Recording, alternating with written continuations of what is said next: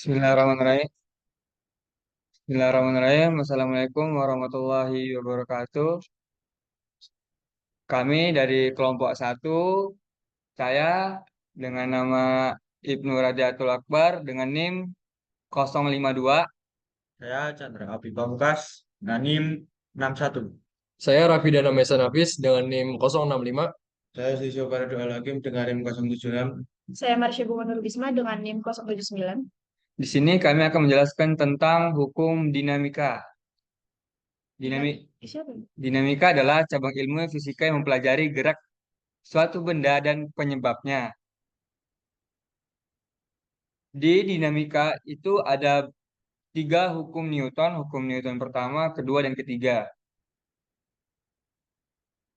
Hukum Newton pertama, sebuah benda akan tetap diam atau bergerak lurus beraturan apabila resultan gaya yang bekerja pada benda itu adalah nol. Sigma F sama dengan nol atau resultan gaya kilogram massa atau per second.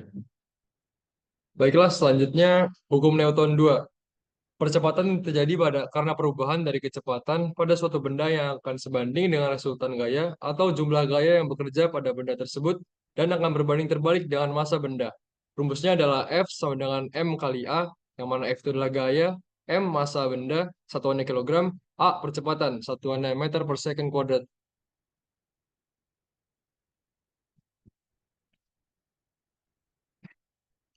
Selanjutnya, hukum Newton 3. Di sini memiliki moto, tiap aksi akan menimbulkan reaksi yang sama besar, namun berlawanan arah. Di sini memiliki hubungan yang berkaitan antara F aksi sama dengan min F reaksi, yang mana Fg dulu U kali N adalah salah satu contoh gaya gesek, berat adalah M kali G, S P kali G yang bisa disebut berat sejenis. Contoh penerapannya adalah ketika kita mendorong tembok, yang mana itu menunjukkan aksi, tembok juga mendorong reaksi pada tubuh kita.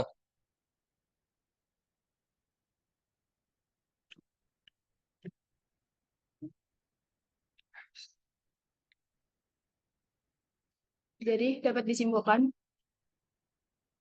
dalam Newton pertama, jadi dapat disimpulkan bahwa dalam hukum Newton pertama, percepatan benda berbanding lurus dengan gaya yang bekerja pada benda tersebut dan berbanding terbalik dengan massa atau berat benda itu sendiri.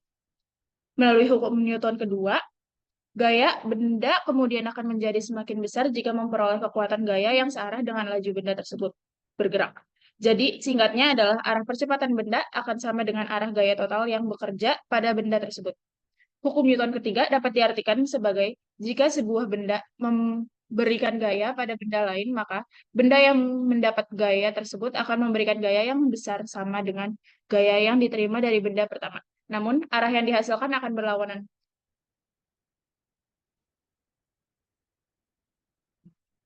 Yang terakhir adalah tujuan. Berikut adalah tujuan hukum Newton. Hukum Newton, gerak Newton penting karena merupakan dasar mekanika klasik. Salah satu cabang utama fisika mekanika adalah studi tentang bagaimana benda bergerak atau tidak bergerak ketika gaya bekerja padanya.